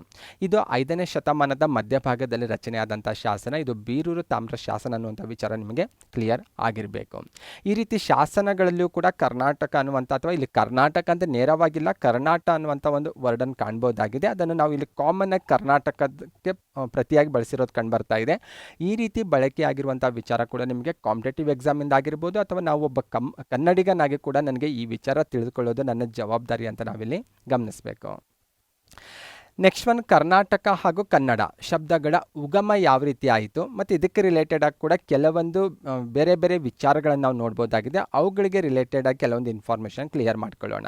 ಅಂದರೆ ಇಲ್ಲಿ ಕರ್ನಾಟಕ ಅನ್ನುವಂಥ ಶಬ್ದ ಮೊದಲಿಗೆ ಹುಟ್ಟಿಕೊಂಡಿತ್ತು ಅಥವಾ ಕನ್ನಡ ಅನ್ನುವಂಥ ಶಬ್ದ ಮೊದಲಿಗೆ ಹುಟ್ಟಿಕೊಂಡಿತ್ತು ಅನ್ನೋದ್ರ ಬಗ್ಗೆ ಕೂಡ ನಾವು ಸಾಕಷ್ಟು ಭಿನ್ನಾಭಿಪ್ರಾಯಗಳು ಅಥವಾ ಬೇರೆ ಬೇರೆ ವಾದಗಳಿರೋದನ್ನು ನಾವು ಕಾಣ್ತೇವೆ. ಮೊದಲನೇದಾಗಿ ಕವಿರಾಜ ಮಾರ್ಗ ಕೃತಿಯನ್ನು ನೋಡಿದಾಗ ಅಲ್ಲಿ ಒಂದು ವಿಚಾರ ಸ್ಪಷ್ಟ ಆಗುತ್ತೆ. ಕವಿರಾಜ ಮಾರ್ಗದಲ್ಲಿ ಕಾವೇರಿಯಿಂದ ಗೋದಾವರಿ ಹೊರಮಿರ್ದ ನಾಡಾದ ಕನ್ನಡ ಅಂತ ಹೇಳಲಾಗಿದೆ. ಅಂದರೆ ಕಾವೇರಿಯಿಂದ ಗೋದಾವರಿವರೆಗೂ ಇರುವಂತಹ ನಾಡೆ ಕನ್ನಡ ನಾಡು ಅನ್ನುವಂಥ ಒಂದು ವ್ಯಾಖ್ಯಾನ ಬಳಕೆಯಾಗಿರೋದು ಅಥವಾ ಅಲ್ಲಿ ಬಳಸಿರೋದು ಕಂಡುಬರುತ್ತೆ. ಈ ವ್ಯಾಖ್ಯಾನ ನೋಡಿದಾಗ ನಮಗೆ ಒಂದು ಸ್ಪಷ್ಟ ಆಗುತ್ತೆ, ನಮ್ಮ ರಾಜ್ಯಕ್ಕೆ ಅಥವಾ ನಮ್ಮ ನಾಡಿಗೆ ಬೇಸಿಕ್ಲಿ ಕನ್ನಡ ನಾಡು ಅನ್ನುವಂತಹ ಒಂದು ಪದ ಅಥವಾ ಆ ಹೆಸರಿನಿಂದಲೇ ಪ್ರಸಿದ್ಧಿ ಆಗಿತ್ತು ಅಥವಾ ಕರೆಯಲಾಗುತ್ತಾ ಇತ್ತು ಅನ್ನುವಂಥ ವಿಚಾರ ಸ್ಪಷ್ಟ ಆಗ್ತಾ ಇದೆ. ಅಲ್ಲಿ ಕನ್ನಡ ನಾಡು ಅಂತ ಹೇಳಿಕೆ ಆಗಿರೋದ್ರಿಂದ ಈ ನಾಡಿನ ಹೆಸರು ಬೇಸಿಕ್ ಆಗಿ ಕನ್ನಡ ನಾಡು ಅಂತ ಕರೆಯಲಾಗ್ತಾ ಇತ್ತು ಅನ್ನುವಂಥ ವಿಚಾರ ಗೊತ್ತಾಗ್ತಾ ಇದೆ. ಈ ಕನ್ನಡ ಅನ್ನುವಂತಹ ಪದವೇ ಮುಂದೆ ಸಂಸ್ಕೃತದಲ್ಲಿ ಕರ್ನಾಟ ಅಂತ ಮಾರ್ಪಡ್ತು ಅನ್ನೋದು ಕೆಲ ಇತಿಹಾಸಕಾರರ ಅಭಿಪ್ರಾಯವಾಗಿದೆ. ಓಕೆ, ಈ ವಿಚಾರ ಕ್ಲಿಯರ್ ಆಗಿರಬೇಕು. ಸ್ಪೆಷಲಿ ಫಸ್ಟ್ ರೆಡ್ ಕಲರಲ್ಲಿರುವಂಥ ಟೆಕ್ಸ್ಟ್ ಏನಿದೆ ಅಲ್ವಾ, ಅದು ಹೆಚ್ಚು ಇಂಪಾರ್ಟೆಂಟ್ ಆಗಿರೋದು. ಸಾಕಷ್ಟು ಬಾರಿ ಎಕ್ಸಾಮಲ್ಲಿ ಈವನ್ ಸಾಮಾನ್ಯ ಕನ್ನಡ ಪತ್ರಿಕೆಯಲ್ಲಿ ಕೂಡ ಅದಕ್ಕೆ ರಿಲೇಟೆಡ್ ಆಗಿ ಕ್ವಶನ್ ಬಂದಿರೋದನ್ನು ನಾವು ಕಾಣ್ತೇವೆ. ಇನ್ನು ಕರ್ನಾಟಕ ಅನ್ನುವಂತಹ ಪದ ಯಾವ ರೀತಿ ಬಂತು, ಉಗಮ ಆಯಿತು, ಆ ಪದದ ಅರ್ಥ ಏನು ಅನ್ನೋದಕ್ಕೆ ರಿಲೇಟೆಡ್ ಆಗಿ ಸಾಕಷ್ಟು ಬೇರೆ ಬೇರೆ ಅಭಿಪ್ರಾಯಗಳನ್ನು ನಾವು ಕಾಣ್ತೇವೆ. ಸಾಕಷ್ಟು ವಿದ್ವಾಂಸರು, ಇತಿಹಾಸಕಾರರು ತಮ್ಮದೇ ಆದಂಥ ಅಭಿಪ್ರಾಯವನ್ನು ವ್ಯಕ್ತಪಡಿಸಿದ್ದಾರೆ. ಅದಕ್ಕೆ ಅವ್ರದ್ದೇ ಆದಂಥ ಕೆಲವೊಂದು ಆಧಾರಗಳನ್ನು ಕೂಡ ಕೊಟ್ಟಿರೋದನ್ನು ನಾವು ಕಾಣ್ತೇವೆ. ಸ್ಪೆಷಲಿ ಇಂಪಾರ್ಟೆಂಟ್ ಆಗಿರುವಂಥ ಒಂದು 4-5 ಅಭಿಪ್ರಾಯಗಳನ್ನು ನಾನಿಲ್ಲಿ ಸ್ಲೈಡಲ್ಲಿ ಲಿಸ್ಟ್ ಮಾಡಿದ್ದೀನಿ. ಫಸ್ಟ್ ಒನ್ ನೋಡ್ತಾ ಹೋದರೆ, ಕರ್ಣ ಮತ್ತು ನಾಡ್ ಎಂಬ 2 ಜನಾಂಗಗಳ ಜನರಲ್ಲಿ ವಾಸಿಸ್ತಾ ಇದ್ರು ಈ ಪ್ರದೇಶದಲ್ಲಿ. ಹಾಗಾಗಿ ಆ 2 ಜನಾಂಗಗಳ ಹೆಸರಿಂದಾಗಿ ಇದಕ್ಕೆ ಕರ್ನಾಟಕ ಅನ್ನುವಂಥ ಹೆಸರು ಬಂದಿದೆ ಅನ್ನೋದು ಒಂದು ಗುಂಪಿನ ವಾದ ಅನ್ನೋದು ನಾವಿಲ್ಲಿ ಗಮನಿಸಬೇಕಾಗುತ್ತೆ. ಸೆಕೆಂಡ್ ಪಾಯಿಂಟ್ ನೋಡ್ತಾ ಹೋದರೆ, ಕಣ್ ಅಥವಾ ಕಳ್ ಎಂಬ ಒಂದು ಜನಾಂಗ ಈ ನಾಡಿನಲ್ಲಿ ವಾಸ ಆಗಿತ್ತು. ಹಾಗಾಗಿ ಅವರು ವಾಸವಾಗಿರುವಂತಹ ಈ ಪ್ರದೇಶ ನಾಡಿಗೆ ಕಣ್ಣಾಡು ಅನ್ನುವಂಥ ಹೆಸರು ಬಂತು. ಅದೇ ಮುಂದೆ ಕರ್ನಾಟಕ ಆಗಿ ಮಾರ್ಪಡ್ತು ಅನ್ನೋದು ಮತ್ತೆ ಕೆಲವರ ಅಭಿಪ್ರಾಯವಾಗಿದೆ. ಇನ್ನು ಮೂರನೇ ಪಾಯಿಂಟ್ ನೋಡೋದಾದರೆ, ಕಮ್ ಪ್ಲಸ್ ನಾಡು ಅನ್ನುವಂತಹ ಪದಗಳಿಂದ ನಮ್ಮ ರಾಜ್ಯಕ್ಕೆ ಕಮ್ಮಿತ ನಾಡು ಅಥವಾ ಸುವಾಸನೆಯ ಪ್ರದೇಶ ಅದೇ ಮುಂದೆ ಕರ್ನಾಟಕ ಆಗಿ ಮಾರ್ಪಡ್ತು ಅನ್ನೋದು ಕೆಲ ಇತಿಹಾಸಕಾರರು ಮತ್ತು ವಿದ್ವಾಂಸರ ಅಭಿಪ್ರಾಯವಾಗಿದೆ. ಇಲ್ಲಿ ಕಮ್ ಮತ್ತು ನಾಡು ಅನ್ನೋದು ನಿಮ್ಗೆ ಕ್ಲಿಯರ್ ಆಗಬೇಕು. ಇಲ್ಲಿ ಕಮ್ ಅನ್ನೋದು ಮುಂದೆ ನೋಡಿದ್ರೆ ಗೊತ್ತಾಗುತ್ತೆ ನಿಮಗೆ, ಸುವಾಸನೆಯ ಪ್ರದೇಶ ಅಥವಾ ಸುವಾಸಿತ ನಾಡು ಅಂತ ಕೂಡ ಅದಕ್ಕೆ ಕರೆಯಲಾಗುತ್ತೆ. ಇದಕ್ಕೇನು ಕಾರಣ ಅಂತ ನೋಡ್ತಾ ಹೋದರೆ, ಕರ್ನಾಟಕ ಭೂಪ್ರದೇಶ ನಿಮಗೆಲ್ಲ ಗೊತ್ತಿರುವ ಹಾಗೆ ಸಾಕಷ್ಟು ಪ್ರಮಾಣದಲ್ಲಿ ಶ್ರೀಗಂಧದ ಮರಗಳನ್ನು ಹೊಂದಿರುವಂತಹ ಒಂದು ಭೂಪ್ರದೇಶ ಆಗಿದೆ. ಹಾಗಾಗಿ ಇಲ್ಲಿಂದ ಬೀಸುವಂತಹ ಮಲೆಯ ಮಾರುತಗಳು ಹೆಚ್ಚು ಸುಗಂಧ ಭರಿತವಾಗಿತ್ತು. ಹಾಗಾಗಿ ಈ ಪ್ರದೇಶಕ್ಕೆ ಈ ಕಮ್ಮಿತ್ತು ನಾಡು ಅನ್ನುವಂತಹ ಹೆಸರು ಬಂದಿದೆ ಅನ್ನೋದು ಕೆಲವರ ಅಭಿಪ್ರಾಯವಾಗಿದೆ. ಇನ್ನು ಕೆಲ ಇತಿಹಾಸಕಾರರು ಅಭಿಪ್ರಾಯ ಪಡುವಂತೆ ಕಪ್ಪು ಮಣ್ಣು ಈ ಪ್ರದೇಶದಲ್ಲಿ ಅಧಿಕ ಪ್ರಮಾಣದಲ್ಲಿ ಕಂಡುಬರುವುದರಿಂದ ಇದಕ್ಕೆ ಕರ್ ಪ್ಲಸ್ ನಾಡು, ಕರ್ನಾಡು ಅಥವಾ ಕಪ್ಪು ಮಣ್ಣಿನ ನಾಡು ಅನ್ನುವಂಥ ಹೆಸರು ಬಂದಿದೆ ಅನ್ನುವಂಥ ವಿಚಾರ ಕೂಡ ವ್ಯಕ್ತಪಡಿಸಿದ್ದಾರೆ. ಅದರ ಜೊತೆಗೆ ಕೊನೆಯದಾಗಿರುವಂಥ ಪಾಯಿಂಟ್ ಕೂಡ ಹೆಚ್ಚು ಇಂಪಾರ್ಟೆಂಟು. ಕರುನಾಡು ಅನ್ನುವಂತಹ ಈ ವರ್ಡು ಕರು ಪ್ಲಸ್ ನಾಡು ಅನ್ನುವಂತಹ 2 ಪದಗಳಿಂದ ಬಂದಿದೆ ಅನ್ನೋದು ಕೂಡ ಕೆಲವರ ಅಭಿಪ್ರಾಯವಾಗಿದೆ. ಅವರ ಪ್ರಕಾರ ಕರು ಅಂದರೆ ಎತ್ತರವಾದಂಥ ಭೂಪ್ರದೇಶ ಅಂತ, ನಾಡು ಅಂದರೆ ಪ್ರದೇಶ ಅಂತ ಹೇಳ್ಬೋದು. ಈ ರೀತಿ ಸಾಕಷ್ಟು ವಿದ್ವಾಂಸರು, ಭಾಷಾ ತಜ್ಞರು ತಮ್ಮದೇ ಆದಂಥ ವಿಚಾರವನ್ನು ವ್ಯಕ್ತಪಡಿಸಿದ್ದಾರೆ. ಇದರಲ್ಲಿ ಹೆಚ್ಚು ಒಪ್ಪಿತವಾದಂತಹ ಅಂಶ ಅಂದರೆ ಕೊನೆಯದಾಗಿ ನಾವೇನು ಚರ್ಚೆ ಮಾಡಿದೆವಲ್ವ, ಅದು ಕರು ಪ್ಲಸ್ ನಾಡು ಅನ್ನುವಂತಹ 2 ಪದಗಳಿಂದ ಕರುನಾಡು ಅನ್ನುವಂತಹ ಹೆಸರು ಬಂದಿದೆ. ಅದೇ ಮುಂದೆ ಕರ್ನಾಟಕ ಆಗಿ ಮಾರ್ಪಡ್ತು ಅನ್ನುವಂಥ ವಿಚಾರ ಬಹುಸಂಖ್ಯಾತ ವಿದ್ವಾಂಸರು ಒಪ್ಕೊಂಡಿದ್ದಾರೆ. ಇದಕ್ಕೆ ಬೇರೆ ಬೇರೆ ಕಾರಣಗಳು ಕೂಡ ಇದ್ದಾವೆ. ಅಂದರೆ ಈ ರೀತಿ ಅರ್ಥ ಕೊಡುವಂತಹ ಪದಗಳು ಇತಿಹಾಸದಲ್ಲಿ ಬೇರೆ ಬೇರೆ ಕೃತಿಗಳಲ್ಲೂ ಕೂಡ ಬಳಕೆ ಆಗಿರೋದು ಕಂಡುಬರುತ್ತೆ. ಈ ಎಲ್ಲ ಅಂಶಗಳನ್ನು ಗಮನಿಸಿದಾಗ ಇದು ಹೆಚ್ಚು ಒಪ್ಪಿತವಾದಂತಹ ವಿಚಾರ ಅಂತ ನಾವಿಲ್ಲಿ ಹೇಳ್ತಾ ಇರೋದು. ಸ್ಪೆಷಲಿ ಸೆಕೆಂಡ್ ಪಾಯಿಂಟಲ್ಲಿದೆ, ಕ್ರಿಸ್ತಶಕ 2ನೇ ಶತಮಾನದ ತಮಿಳಿನ ಇಳಂಗೋ ಅಡಿಗಳು ವಿರಚಿತ ಶಿಲಪ್ಪದಿಕಾರಂ ಮಹಾಕಾವ್ಯದಲ್ಲಿ ಈ ಕರ್ನಾಟಕಕ್ಕೆ ಅಥವಾ ಕರ್ನಾಟಕ ಭೂಪ್ರದೇಶಕ್ಕೆ ಕರುನಾಡರ್ ಅನ್ನುವಂತಹ ಪದ ಬಳಕೆ ಆಗಿರೋದು ಕಂಡುಬರುತ್ತೆ. ಓಕೆ, ತಮಿಳು ಕೃತಿ ಅದು. ತಮಿಳಿನಲ್ಲಿ ಕರುನಾಡರ್ ಅನ್ನುವಂತಹ ಅರ್ಥವನ್ನು ತೆಗೆದುಕೊಂಡಾಗ ಫಸ್ಟಲ್ಲಿ ಏನಿದೆ ಅಲ್ವಾ, ಕರುನಾಡು ಅಂದರೆ ಎತ್ತರವಾದಂಥ ಭೂಭಾಗ ಅನ್ನುವಂಥ ವರ್ಡಿಂದೇನು ಬಂದಿದೆ ಅಂತ ಹೇಳ್ತಾ ಇದ್ದೇವಲ್ವಾ, ಅದಕ್ಕೆ ಹೋಲಿಕೆ ಆಗೋದು ಕಂಡುಬರುತ್ತೆ. ತಮಿಳುನಾಡಿಗಿಂತ ಕರ್ನಾಟಕ ಎತ್ತರವಾದ ಪ್ರದೇಶದಲ್ಲಿರುವುದರಿಂದ ಸಾಮಾನ್ಯವಾಗಿ ತಮಿಳರು ಕನ್ನಡಿಗರನ್ನು ಕರುನಾಡರ್ ಅಂತ ಕರೆಯಲಾಗ್ತಾ ಇತ್ತು ಅನ್ನೋದು ವಿಚಾರ ನಿಮಗೆ ಕ್ಲಿಯರ್ ಆಗಿರಬೇಕು. ಹಾಗಾಗಿ ಇಲ್ಲಿರುವಂತಹ ಏನು ಕೊನೆಯ ಪಾಯಿಂಟ್ಸಲ್ಲಿ ಏನಿದೆ ಅಲ್ವಾ, ಕರು ಪ್ಲಸ್ ನಾಡು ಅನ್ನುವಂತಹ ವರ್ಡ್ಗಳಿಂದ ಕರುನಾಡು ಅನ್ನುವಂಥ ಪದ ಬಂದಿದೆ ಅಂತೇನು ಹೇಳ್ತಾ ಇದ್ದೇವಲ್ವ, ಇದು ಹೆಚ್ಚು ಒಪ್ಪಿತವಾಗಿರುವಂತಹ ಒಂದು ಅಭಿಪ್ರಾಯ ಅಂತ ಹೇಳ್ತಾ ಇರೋದು. ಅಷ್ಟೇ ಅಲ್ಲ, ಇದರ ಜೊತೆಗೆ ಇನ್ನೂ ಕೆಲವೊಂದು ವಿಚಾರಗಳನ್ನು ನಾವು ಕಾಣ್ಬೋದು. ಸ್ಪೆಷಲಿ ಜಿಯೋಗ್ರಾಫಿಕಲ್ ಆಗಿ ತೆಗೆದುಕೊಂಡಾಗ ಇವತ್ತಿನ ಕರ್ನಾಟಕ ರಾಜ್ಯದ ಬಹುತೇಕ ಭೂಭಾಗ ದಕ್ಕನ್ ಪ್ರಸ್ಥಭೂಮಿಯ ಎತ್ತರದ ಭಾಗದಲ್ಲಿರೋದು ಕಂಡುಬರುತ್ತೆ. ಅದು ಕೂಡ ಇದಕ್ಕೆ ಸಪೋರ್ಟ್ ಆಗಿರುವಂಥ ಒಂದು ವಿಚಾರ ಅಂತ ಹೇಳ್ಬೋದು. ಇನ್ನು ಮಹಾಭಾರತದ ಪುಣೆ ಆವೃತ್ತಿಯಲ್ಲಿ ಆಲ್ರೆಡಿ ಸ್ಟಾರ್ಟಿಂಗ್ ಸ್ಲೈಡಲ್ಲಿ ನಾವು ಡಿಸ್ಕಷನ್ ಮಾಡಿದೆವಲ್ವಾ, ಕರ್ನಾಟಕಕ್ಕೆ ಪರ್ಯಾಯವಾಗಿ ಉನ್ನತಕ್ಕೆ ಅನ್ನುವಂತಹ ಪದ ಬಳಕೆ ಆಗಿದೆ. ಇಲ್ಲಿ ಉನ್ನತಕ್ಕೆ ಅಂದರೆ ಎತ್ತರವಾದಂತಹ ಪ್ರದೇಶ ಅನ್ನುವಂಥ ಅರ್ಥವನ್ನು ನೀಡುತ್ತೆ. ಈ ರೀತಿ ಸಾಕಷ್ಟು ವಿಚಾರಗಳು ಕರು ಪ್ಲಸ್ ನಾಡು ಅನ್ನುವಂತಹ ಕರುನಾಡು ಅನ್ನುವಂಥ ಪದಕ್ಕೆ ಸಪೋರ್ಟ್ ಆಗಿರುವುದರಿಂದ ಇದು ಬಹುಸಂಖ್ಯಾತ ವಿದ್ವಾಂಸರು ಒಪ್ಪಿಕೊಂಡಿರುವಂಥ ವಿಚಾರ ಅನ್ನುವಂಥದ್ದು ನಮಗೆ ಇತಿಹಾಸದಿಂದ ತಿಳಿದು ಬರುತ್ತೆ. ನೆಕ್ಸ್ಟ್ ಒನ್ ಇರೋದು ಕರ್ನಾಟಕದ ಇತಿಹಾಸಕ್ಕೆ ಆಧಾರಗಳೇನನ್ನೋದು. ಕಾಮನ್ ಆಗಿ ಕರ್ನಾಟಕ ಇತಿಹಾಸ ಅಷ್ಟೇ ಅಲ್ಲ, ಇವನ್ ಭಾರತದ ಇತಿಹಾಸಕ್ಕೂ ಕೂಡ ಆಧಾರಗಳಂತ ಬಂದಾಗ ಮೇಜರ್ ಆಗಿ ನಾವು 2 ಭಾಗಗಳಾಗಿ ಡಿವೈಡ್ ಮಾಡ್ಬೋದು. ಅಂದರೆ ಪುರಾತತ್ವ ಆಧಾರಗಳು ಮತ್ತು ಸಾಹಿತ್ಯಿಕ ಆಧಾರಗಳಂತ 2 ಭಾಗಗಳಾಗಿ ಡಿವೈಡ್ ಮಾಡ್ತೇವೆ. ಏನಿದು ಪುರಾತತ್ವ ಆಧಾರಗಳು, ಸಾಹಿತ್ಯಿಕ ಆಧಾರಗಳಂದ್ರೆ ಏನು ಅಂತ ನೋಡೋದಾದರೆ ಇದರಲ್ಲಿ ನಾವು ಮತ್ತೆ ಇನ್ನೂ ಕೆಲವೊಂದು ಲಿಸ್ಟ್ ಮಾಡ್ತಾ ಹೋಗ್ಬೋದು. ಪುರಾತತ್ವ ಆಧಾರಗಳಂದರೆ ಉತ್ಖನನ ಸಂದರ್ಭದಲ್ಲಿ ದೊರಕಿರುವಂಥ ಅವಶೇಷಗಳಾಗಿರ್ಬೋದು, ಶಾಸನಗಳಾಗಿರ್ಬೋದು, ನಾಣ್ಯಗಳಾಗಿರ್ಬೋದು, ಸ್ಮಾರಕಗಳನ್ನು ನಾವು ಪುರಾತತ್ವ ಆಧಾರಗಳಂತ ಪರಿಗಣಿಸ್ತೇವೆ. ಇನ್ನು ಸಾಹಿತ್ಯಿಕ ಆಧಾರಗಳ ಬಗ್ಗೆ ನಾನೇನು ಎಕ್ಸ್ಪ್ಲೇನ್ ಮಾಡುವಂಥ ಅವಶ್ಯಕತೆ ಇಲ್ಲ, ನಿಮಗೆ ಗೊತ್ತಾಗುತ್ತೆ. ಸಾಹಿತ್ಯ ಅಂದರೆ ಕೃತಿಗಳು ಅಥವಾ ಕಾವ್ಯಗಳೇನಿದ್ದಾವಲ್ವ, ಅವುಗಳಿಗೆ ಸಾಹಿತ್ಯಿಕ ಆಧಾರಗಳಂತ ಪರಿಗಣಿಸ್ತೇವೆ. ಆದರೆ ಸಾಹಿತ್ಯಿಕ ಆಧಾರಗಳನ್ನು ಮತ್ತೆ ನಾವು ಬೈಫರ್ಗೇಷನ್ ಮಾಡ್ಬೋದು. ಅಂದರೆ ದೇಶೀಯ ಮತ್ತು ವಿದೇಶಿಯ ಸಾಹಿತ್ಯಿಕ ಆಧಾರಗಳಂತ. ಅಂದರೆ ನಮ್ಮ ದೇಶದವರು ಬರೆದಿರುವಂತಹ ಕೃತಿಗಳಾಗಿರ್ಬೋದು ಅಥವಾ ಕಾವ್ಯಗಳು ಕೂಡ ಇತಿಹಾಸಕ್ಕೆ ಆಧಾರವಾಗಿದ್ದಾವೆ. ಅಷ್ಟೇ ಅಲ್ಲ, ವಿದೇಶಿ ಸಾಹಿತಿಗಳಾಗಿರ್ಬೋದು, ವಿದೇಶಿ ಪ್ರವಾಸಿಗರಾಗಿರ್ಬೋದು ಅಥವಾ ವಿದೇಶದಿಂದ ಬೇರೆ ಬೇರೆ ಕಾರಣಕ್ಕಾಗಿ ಭಾರತಕ್ಕೆ ಭೇಟಿ ನೀಡಿರುವಂತಹ ಮಹನೀಯರಾಗಿರ್ಬೋದು, ಅವರು ಬರೆದಿರುವಂತಹ ಕೃತಿಗಳು ಕೂಡ ಭಾರತದ ಇತಿಹಾಸಕ್ಕೂ ಮತ್ತು ಕರ್ನಾಟಕದ ಇತಿಹಾಸಕ್ಕೂ ಆಧಾರವಾಗಿರೋದನ್ನು ನಾವು ಕಾಣ್ತೇವೆ.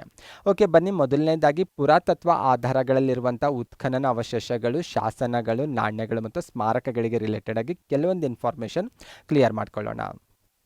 ಮೊದಲನೇದಾಗಿ ಉತ್ಖನನ ಅಂದರೆ ಏನು ಅಂತ ಗೊತ್ತಿರಬೇಕು.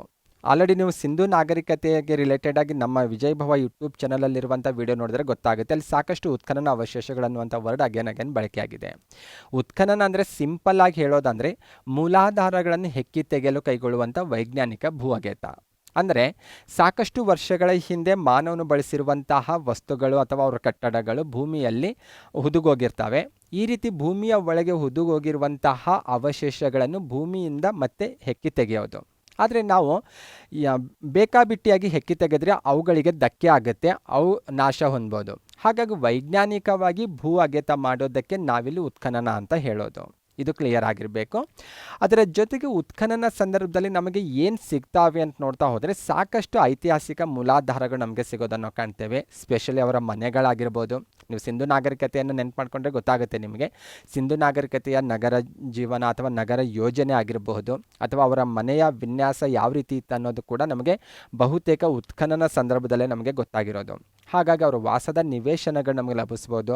ಅವರು ಬಳಸುವಂತಹ ಮಡಿಕೆಗಳಾಗಿರ್ಬೋದು, ಪಾತ್ರೆಗಳಂದರೆ ಮಣ್ಣಿನ ಪಾತ್ರೆಗಳಾಗಿರ್ಬೋದು, ಮತ್ತು ಮೂಳೆಗಳಾಗಿರ್ಬೋದು, ಮನುಷ್ಯರ ಮೂಳೆಗಳು, ಪ್ರಾಣಿಗಳ ಮೂಳೆಗಳು ಸಿಗ್ಬೋದು. ಅವರು ಬಳಸಿರುವಂಥ ಆಯುಧಗಳು ಕೂಡ ನಮಗೆ ಸಿಗ್ತಾ ಇರ್ತವೆ. ಈ ರೀತಿ ಸಾಕಷ್ಟು ಬೇರೆ ಬೇರೆ ರೀತಿಯ ಮೂಲಾಧಾರಗಳು ಲಭಿಸ್ತಾ ಇರ್ತವೆ. ಇಲ್ಲಿ ಕೆಲವೊಂದು ಮಾತ್ರ ನಾನು ಲಿಸ್ಟ್ ಮಾಡ್ತಾ ಇದ್ದೀನಿ. ಅಲ್ಲೊಂದು ಇಮೇಜ್ ಕೂಡ ನಿಮಗೆ ಕಾಣಿಸ್ತಾ ಇದೆ. ಅಲ್ಲಿ ಅವರ ಪಾತ್ರೆಗಳಾಗಿರ್ಬೋದು ಅಥವಾ ಅಲ್ಲಿ ಮೂಳೆಗಳ ಕೂಡ ದೊರಕಿರೋದನ್ನು ನಾವು ಕಾಣ್ಬೋದಾಗಿದೆ. ಇವೆಲ್ಲವೂ ಕೂಡ ಇತಿಹಾಸಕ್ಕೆ ಆಧಾರಗಳಾಗಿರ್ತಾವೆ ಅನ್ನೋದು ನಾವಿಲ್ಲಿ ಗಮನಿಸಬೇಕಾಗತ್ತೆ.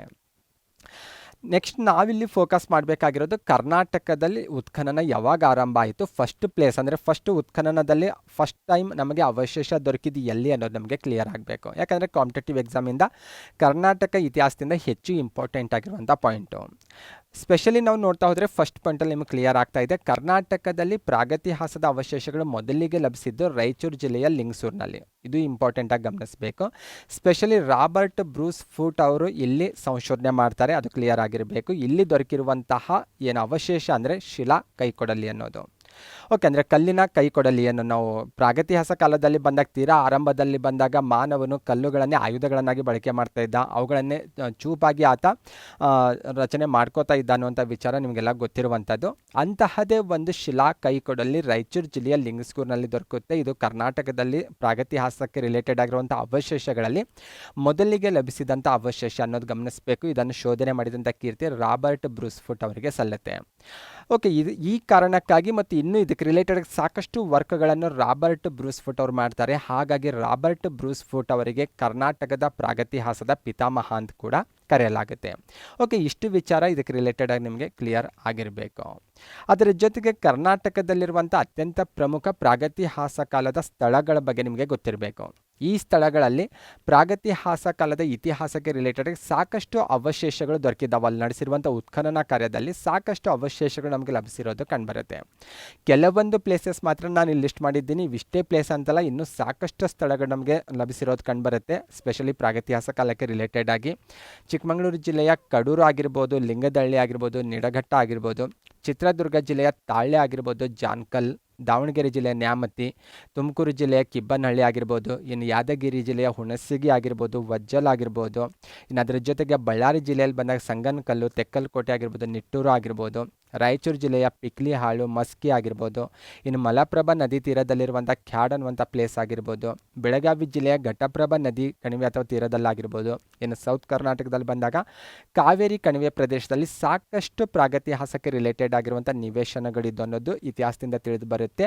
ಅಷ್ಟೇ ಅಲ್ಲ, ಆ ನಿವೇಶನಗಳಲ್ಲಿ ಸಾಕಷ್ಟು ಅವರ ಇತಿಹಾಸಕ್ಕೆ ರಿಲೇಟೆಡ್ ಆಗಿ ಅವಶೇಷಗಳು ಕೂಡ ಲಭಿಸಿರೋದು ಕಂಡುಬರುತ್ತೆ.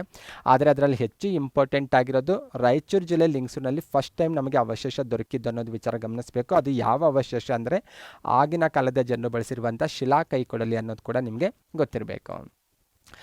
ಓಕೆ, ನೆಕ್ಸ್ಟ್ ಒನ್ ಇದಕ್ಕೆ ರಿಲೇಟೆಡ್ ಆಗಿ ಇನ್ನೂ ಕೆಲವೊಂದು ಇನ್ಫಾರ್ಮೇಷನ್ ನೋಡ್ತಾ ಹೋದರೆ, ಶಿಲಾಯುಗದ ಕಾಲಕ್ಕೆ ರಿಲೇಟೆಡ್ ಆಗಿ ನೋಡ್ತಾ ಹೋದರೆ ಕರ್ನಾಟಕದಲ್ಲಿ ದೊರಕಿರುವಂಥ ಅತ್ಯಂತ ಪ್ರಮುಖ ಅವಶೇಷ ಅಂದರೆ ಕೈಕೊಡಲಿಗಳು. ಶಿಲಾಯುಗದ ಇತಿಹಾಸಕ್ಕೆ ರಿಲೇಟೆಡ್ ಆಗಿರುವಂಥ ಏನು ತಾಣಗಳಿದ್ದಾವಲ್ವ, ನಾವು ಪ್ರೀವಿಯಸ್ ಸ್ಲೈಡಲ್ಲೆಲ್ಲ ಚರ್ಚೆ ಮಾಡಿದೆವಲ್ವ, ಅದರಲ್ಲಿ ಪ್ರಾಗತಿಹಾಸ ಕಾಲ ಅಂತ ಬಂದಾಗ ಅಲ್ಲಿ ಹಳೆ ಶಿಲಾಯುಗ, ಮಧ್ಯ ಶಿಲಾಯುಗ ಮತ್ತು ಹೊಸ ಶಿಲಾಯುಗ ಮತ್ತು ನಾವು ಲೋಹಯುಗ ಅಂತೆಲ್ಲ ಡಿವೈಡ್ ಮಾಡ್ತೀವಿ. ಅದರ ಕಾಮನ್ ಆಗಿ ಇಲ್ಲಿ ಎಲ್ಲ ಸ್ಥಳಗಳನ್ನು ನಾನು ಪ್ರಾಗತಿಹಾಸ ಕಾಲದ ತಾಣಗಳಂತ ತೆಗೆದುಕೊಂಡಿರೋದು. ಅದರಲ್ಲಿ ಶಿಲಾಯುಗಕ್ಕೆ ರಿಲೇಟೆಡ್ ಆಗಿರುವಂಥ ತಾಣಗಳಲ್ಲಿ ನಡೆಸಿರುವಂಥ ಉತ್ಖನನ ಕಾರ್ಯದಲ್ಲಿ ಕರ್ನಾಟಕದಲ್ಲಿ ಅತಿ ಹೆಚ್ಚಿನ ಪ್ರಮಾಣದಲ್ಲಿ ಲಭಿಸಿರುವಂಥ ಅವಶೇಷ ಅಥವಾ ಅತ್ಯಂತ ಪ್ರಮುಖ ಅವಶೇಷ ಅಂದರೆ ಕೈಕೊಡಲಿಗಳು.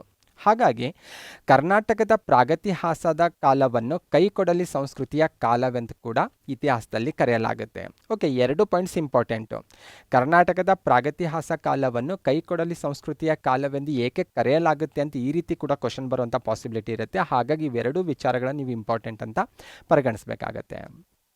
ನೆಕ್ಸ್ಟ್ ಒಂದು ಶಾಸನಗಳ ವಿಚಾರಕ್ಕೆ ಬಂದರೆ ಶಾಸನಗಳು ಕೂಡ ಇತಿಹಾಸಕ್ಕೆ ಅತ್ಯಂತ ಪ್ರಮುಖ ಆಧಾರಗಳು. ಕೇವಲ ಕರ್ನಾಟಕ ಇತಿಹಾಸ ಅಂತಲ್ಲ, ಜಗತ್ತಿನ ಎಲ್ಲ ರಾಷ್ಟ್ರಗಳ ಇತಿಹಾಸದಲ್ಲಿ ಕೂಡ ಶಾಸನಗಳು ಹೆಚ್ಚು ಡಿಸೈಡೇಬಲ್ ಆಗಿರುವಂಥ ಒಂದು ಪಾತ್ರವನ್ನು ವಹಿಸ್ತವೆ. ಇನ್ನು ಕರ್ನಾಟಕದ ಇತಿಹಾಸಕ್ಕೆ ಬಂದರೆ ಕರ್ನಾಟಕದ ಇತಿಹಾಸಕ್ಕೆ ಸಂಬಂಧಿಸಿದಂತೆ 30,000ಕ್ಕೂ ಹೆಚ್ಚು ಶಾಸನಗಳು ಇಲ್ಲಿವರೆಗೆ ಲಭಿಸಿರೋದು ಕಂಡುಬರುತ್ತೆ. ಅದರಲ್ಲಿ ನಮ್ಮ ರಾಜ್ಯದಲ್ಲೂ ಕೂಡ ಶಾಸನಗಳು ಲಭಿಸಿದ್ದಾವೆ. ಇನ್ನು ಕರ್ನಾಟಕ ಇತಿಹಾಸಕ್ಕೆ ರಿಲೇಟೆಡ್ ಆಗಿ ಕರ್ನಾಟಕದ ಹೊರಗಡೆ ಭೂಪ್ರದೇಶದಲ್ಲೂ ಕೂಡ ಶಾಸನಗಳು ಲಭಿಸಿರೋದನ್ನು ನಾವು ಕಾಣ್ತೇವೆ. ಓಕೆ, ಇಲ್ಲಿ ನಾನು ಶಾಸನಗಳ ಬಗ್ಗೆ ಚರ್ಚೆ ಮಾಡಲಿಕ್ಕೆ ಹೋಗೋದಿಲ್ಲ. ಯಾಕಂದರೆ ನಾವು ಹಲ್ಮಿಡಿ ಶಾಸನ ಆಗಿರ್ಬೋದು, ಬಾದಾಮಿ ಶಾಸನ, ಐಹೊಳೆ ಶಾಸನ, ಸಾಕಷ್ಟು ಶಾಸನಗಳನ್ನು ನಾವು ಕಾಣ್ತೇವೆ ಕರ್ನಾಟಕ ಇತಿಹಾಸದಲ್ಲಿ ಬಂದಾಗ. ಆ ಶಾಸನಗಳನ್ನು ನಾನು ಪರ್ಟಿಕ್ಯುಲರ್ ಆ ಮನೆತನದಲ್ಲಿ ಬಂದಾಗ ಮತ್ತೆ ಚರ್ಚೆ ಮಾಡ್ತೀನಿ. ಇಲ್ಲಿ ನಾವು ಫೋಕಸ್ ಮಾಡಬೇಕಾಗಿರೋದು ಶಾಸನಗಳಿಗೆ ರಿಲೇಟೆಡ್ ಆಗಿರುವಂಥ ಕೆಲವೊಂದು ಇನ್ಫಾರ್ಮೇಷನ್ ನಮಗೆ ಗೊತ್ತಿರಬೇಕು. ಇಲ್ಲಿ ಬೇಸಿಕ್ ಆಗಿ ನಮಗೆ ಗೊತ್ತಿರಬೇಕು. ಪರ್ಟಿಕ್ಯುಲರ್ ಶಾಸನ ಮನೆತನ ಬಂದಾಗ ಅಲ್ಲಿ ಚರ್ಚೆ ಮಾಡ್ತಾ ಹೋಗೋಣ. ಸ್ಕ್ರೀನ್ ಮೇಲೆ ಒಬ್ಬ ಮಹಾನ್ ವ್ಯಕ್ತಿಯ ಇಮೇಜ್ ಕಾಣಿಸ್ತಾ ಇದೆ. ಅವರ ಹೆಸರು ಕರ್ನಲ್ ಕೊಲಿನ್ ಮೆಕೆಂಜಿ ಅಂತ. ಏನು ವಿಶೇಷತೆ ಈ ಮಹನೀಯರದಂದರೆ, ಕರ್ನಾಟಕಕ್ಕೆ ಸಂಬಂಧಿಸಿದಂತೆ ಶಾಸನಗಳ ಸಂಗ್ರಹ ಕಾರ್ಯವನ್ನು ಮೊಟ್ಟ ಮೊದಲ ಬಾರಿಗೆ ಕೈಗೊಂಡಂತಹ ಬ್ರಿಟಿಷ್ ಸೇನಾಧಿಕಾರಿ. ಹಾಗಾಗಿ ಇಂಪಾರ್ಟೆಂಟ್. ಕರ್ನಾಟಕ ಇತಿಹಾಸಕ್ಕೆ ರಿಲೇಟೆಡ್ ಆಗಿ ಶಾಸನ ಸಂಗ್ರಹ ಕಾರ್ಯ ಆರಂಭ ಆಗಿದ್ದು ಬಹುತೇಕ ಇವರಿಂದಲೇ ಅಂತ ಗುರುತಿಸಲಾಗುತ್ತೆ. ಟಿಪ್ಪುವಿನ ಮರಣದ ನಂತರ ಕಂಪನಿ ಸರ್ಕಾರ ಏನು ಮಾಡುತ್ತೆ, ಇವರನ್ನು ಮೈಸೂರು ಭಾಗದಲ್ಲಿ ಸರ್ವೆ ಕಾರ್ಯಕ್ಕೆ ನೇಮಕ ಮಾಡುತ್ತೆ. ಮೆಕೆಂಜಿ ಅವರು ಸರ್ವೆ ಕಾರ್ಯದ ಜೊತೆಗೆ ಮೈಸೂರು ಭಾಗದಲ್ಲಿ ಶಾಸನಗಳಾಗಿರ್ಬೋದು, ನಾಣ್ಯಗಳನ್ನು, ಇಂತಹ ಐತಿಹಾಸಿಕ ಮೂಲಾಧಾರಗಳನ್ನು ಕಲೆಕ್ಟ್ ಮಾಡುವಂಥ ಕಾರ್ಯವನ್ನು ನಿರ್ವಹಿಸ್ತಾರೆ.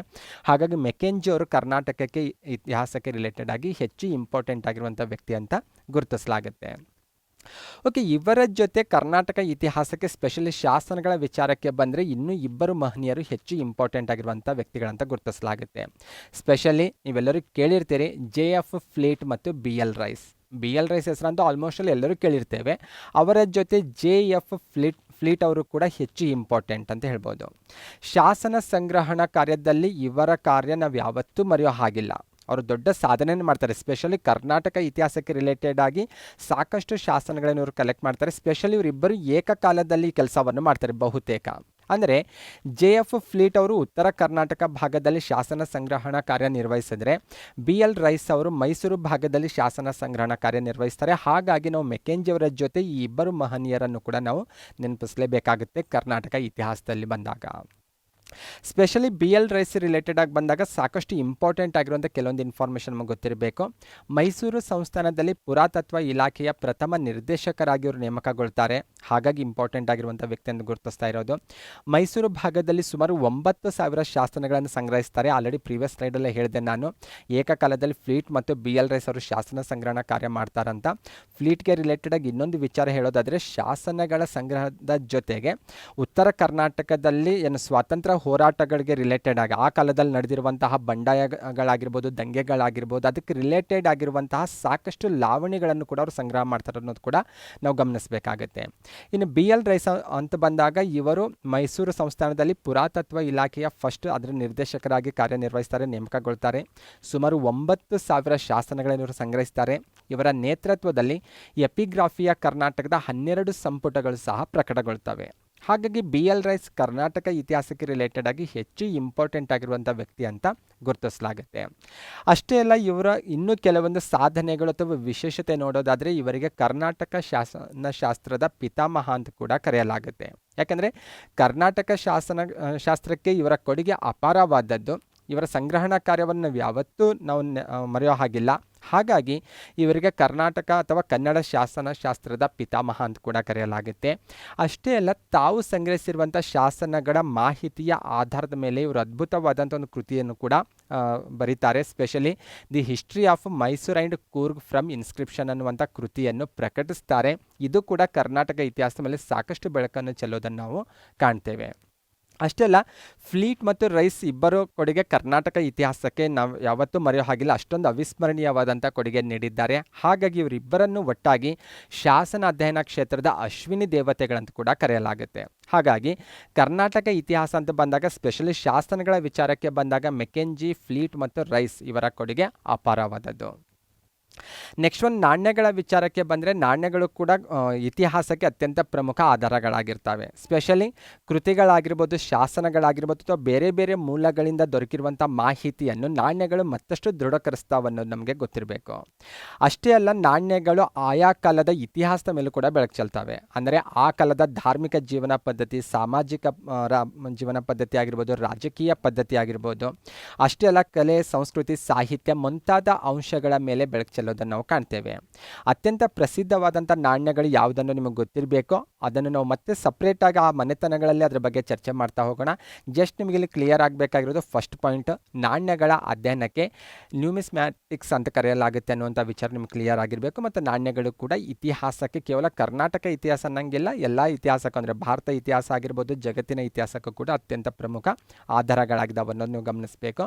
ಅಷ್ಟೇ ಅಲ್ಲ, ನಾಣ್ಯಗಳ ಸಹಾಯದಿಂದ ನಾವು ವಿದೇಶದ ಜೊತೆ ಹೊಂದಿರುವಂತಹ ವ್ಯಾಪಾರ ಸಂಪರ್ಕವನ್ನು ಕೂಡ ಕ್ಲಿಯರ್ ಮಾಡ್ಕೊಳ್ಬೋದಾಗಿದೆ. ಅದು ಕೂಡ ನೀವು ಮುಂಬರುವಂಥ ಕ್ಲಾಸಲ್ಲಿ ಇನ್ನೂ ನಿಮಗೆ ಕ್ಲಿಯರ್ ಆಗುತ್ತೆ ಅದು. ನೆಕ್ಸ್ಟ್, ಸ್ಮಾರಕಗಳು ಕೂಡ ಇತಿಹಾಸಕ್ಕೆ ಅತ್ಯಂತ ಪ್ರಮುಖ ಆಧಾರಗಳಾಗಿರುವಂಥ ವಿಚಾರ ಆಲ್ರೆಡಿ ನಿಮಗೆ ಗೊತ್ತಿರುವಂಥ ವಿಚಾರ. ಅತ್ಯಂತ ಪ್ರಸಿದ್ಧವಾದಂಥ 2 ಸ್ಮಾರಕಗಳು ನಿಮ್ಮ ಸ್ಕ್ರೀನ್ ಮೇಲೆ ಕಾಣಿಸ್ತಾ ಇದ್ದಾವೆ. ಒಂದು ವಿಜಯಪುರದಲ್ಲಿರುವಂಥ ಇಬ್ರಾಹಿಂ ರೋಜಾ, ಮತ್ತೊಂದು ಹಂಪಿಯಲ್ಲಿರುವಂತಹ ಕಮಲ್ ಮಹಲ್.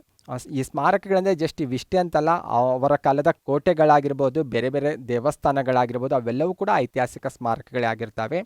ಈ ಸ್ಮಾರಕಗಳು ಅವರ ಜೀವನ ಶೈಲಿ ಆಗಿರ್ಬೋದು, ಅವರ ಕಲೆ ವಾಸ್ತುಶಿಲ್ಪದಲ್ಲಿ ಅವರು ಸಾಧಿಸಿರುವಂಥ ಪ್ರಾವೀಣ್ಯತೆ ಆಗಿರ್ಬೋದು, ಅಂಥ ಎಲ್ಲ ವಿಚಾರಗಳು ಕೂಡ ನಾವಿಲ್ಲಿ ಕ್ಲಿಯರ್ ಮಾಡ್ಕೊಳ್ಬೋದಾಗಿದೆ. ಹಾಗಾಗಿ ಸ್ಮಾರಕಗಳು ಕೂಡ ಕರ್ನಾಟಕ ಇತಿಹಾಸಕ್ಕೆ ಆಧಾರ ಅಂತ ಗುರುತಿಸ್ಬೋದಾಗಿದೆ.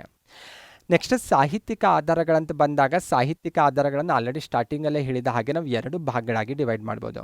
ದೇಶೀಯ ಸಾಹಿತ್ಯಿಕ ಆಧಾರಗಳು ಮತ್ತು ವಿದೇಶಿ ಸಾಹಿತ್ಯಿಕ ಅಂತ. ದೇಶೀಯ ಸಾಹಿತ್ಯಿಕ ಅಂದರೆ ನಮ್ಮ ದೇಶದ ಸಾಹಿತಿಗಳು ಅಥವಾ ರಾಜರು ಬರೆದಿರುವಂತಹ ಕೃತಿಗಳಾಗಿರ್ಬೋದು, ಕಾವ್ಯಗಳಾಗಿರ್ಬೋದು.